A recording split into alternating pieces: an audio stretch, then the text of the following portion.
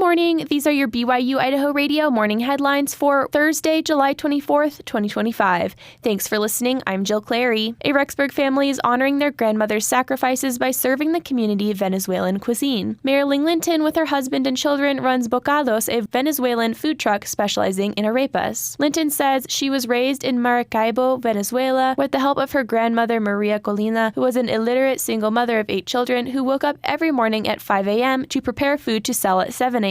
She sold out every day. And I would think of my grandmother because she taught me how to cook. She taught me how to have a positive attitude about things. And I really loved being in the kitchen and loved, coming up with recipes and doing new things like that and sharing with people. And my grandma was always in the back of my head.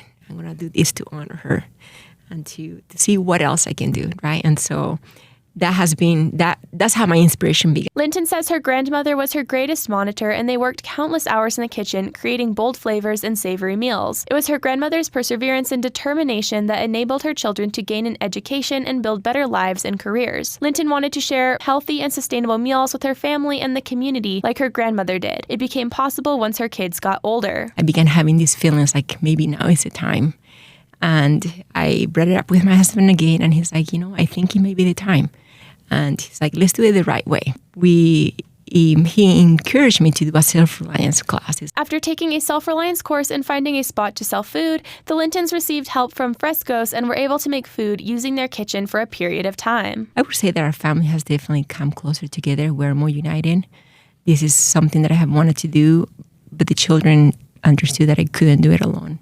Because I didn't want to feel the guilt, like, they're working, they're wasting their summer. I don't know, that was really cool to see that. They truly wanted to do it to help me. Linton's middle schooler, Stephen Linton, loves finding ways to promote Bocados and said those who want to try the family's arepas can find the food truck every week from Wednesday to Saturday from 5 to 7 p.m. at the Idaho Sky RV Resort in Rexburg and at this year's Teton Valley Farmers Market in Driggs. Stephen Linton added that customers who stop by this week and mention the promo code Bocados at Idaho Sky RV Resort when ordering can receive a 10% discount. Firefighters are fighting a brush fire along Interstate 15 near mile marker 86 in the Gibson Canal area south of Blackfoot. The fire was reported around 12:45 p.m. on Wednesday, and fire officials estimate it has burned about 70 acres of tall grass and sagebrush. Several agencies have responded to the fire, including the Fort Hall Fire Department, the Bureau of Indian Affairs, the Bureau of Land Management, the U.S. Forest Service, and the Blackfoot Fire Department. East Idaho News reports that as of Wednesday afternoon, the fire was 80% contained. So far, there are no evacuation orders. The cause of the fire has not yet been determined. Drivers are urged to avoid driving through the area. The BYU-Idaho campus has many different sports and fitness groups to help students stay fit, learn skills, and socialize. One of the hidden gems is boxing. Have you ever wanted to learn boxing? The BYU-Idaho campus has a boxing group for beginners and experienced boxers alike. Ronit Massey has been boxing ever since his aunt introduced him to the sport in 2020. When Massey came to BYU-Idaho, he started the school's first boxing group.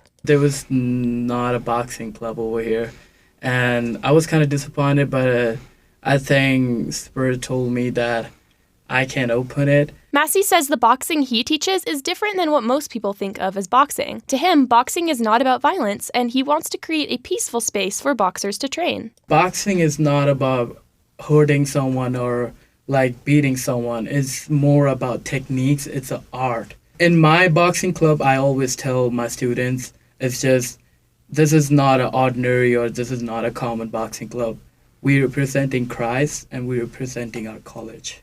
Boxing isn't just for men. Massey says women also join the boxing group and train together. I will highly recommend for girls. It's really good self-defense. It increases the instincts. And I've seen a lot of girls that are coming and they're doing really great. And it also helps in confidence more. Though boxing may sound intimidating, the boxing group is beginner-friendly. Massey teaches newcomers from the beginning and ensures they learn the proper technique so they can be successful and stay safe. Massey says he teaches a style of boxing that is safe and fun. The boxing I'm teaching is Olympics boxing.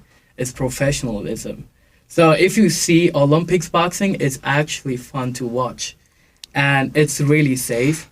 The boxing group meets on Tuesdays and Thursdays at the Hart Gym in room 187 and Wednesdays and Fridays in room 204 from 9 to 10 p.m. You can learn more and register at ibelong.byui.edu/campusrecsports. For BYU Idaho Radio, I'm Jill Clary. These have been your BYU Idaho Radio morning headlines for July 24th, 2025. Thanks for tuning in. More news, interviews, and great content are available on our podcast feed. Search for BYU Idaho Radio on your favorite podcast apps. We're on YouTube, Spotify, Apple Music, and more. You can also ask your smart speakers to play KBYI 94.3 FM. Have a great day. This is BYU Idaho Radio, and I'm Jill Clary.